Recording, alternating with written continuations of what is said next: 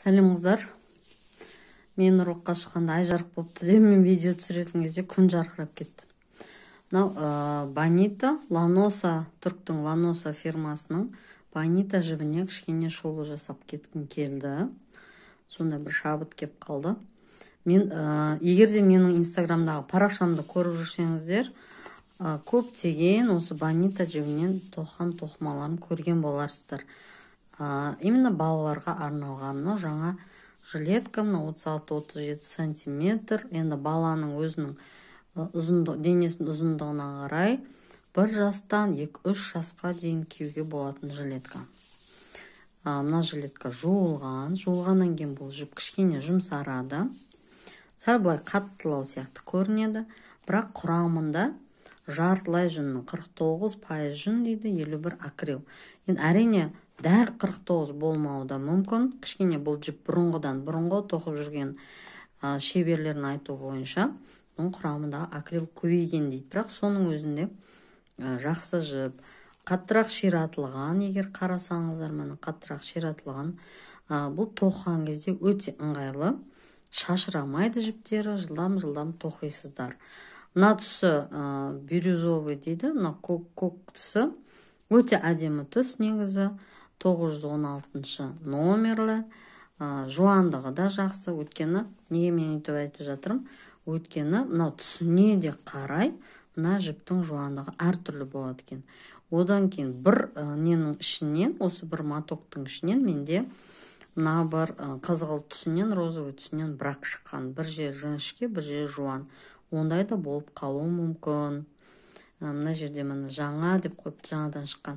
Осы қыздарға мына түстен, ұлдарға осы түстен тоққан ұнатам.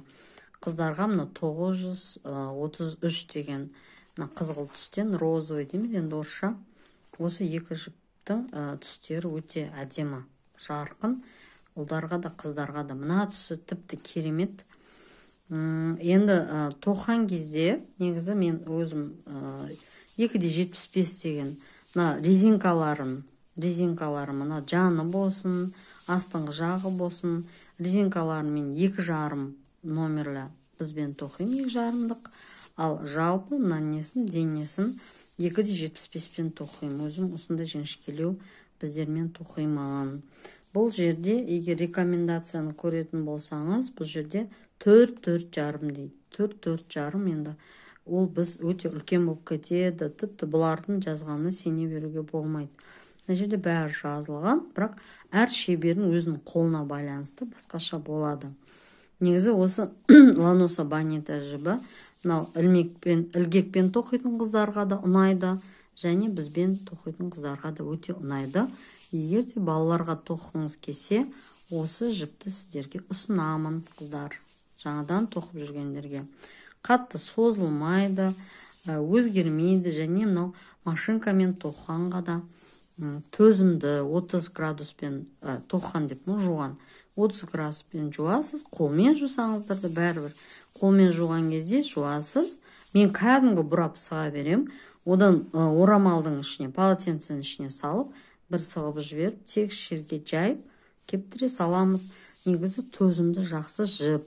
Сосын мынандай түйіршіктер қатты шықпайды. Шығады әрине, шықпайтын жіп қазір табу қиын. Өте қымбат, 100 граммы 7.000 тұратын жіптерден де түйіршік шығады. Бірақ мына жіп өте төзімді. Тоқыңыздар, каналыма жазылып, лайк басып, комментарий жазып, өздеріңіздің ұсыныстарыңыз болса, сұрақтарыңыз болса қоя беріңіздер. Сіздер лайк басып, комментарий жазып, маған жазылған сайын мен де жаңа видеоларды сіздерге ұсына беремін. Сау болыңыздар.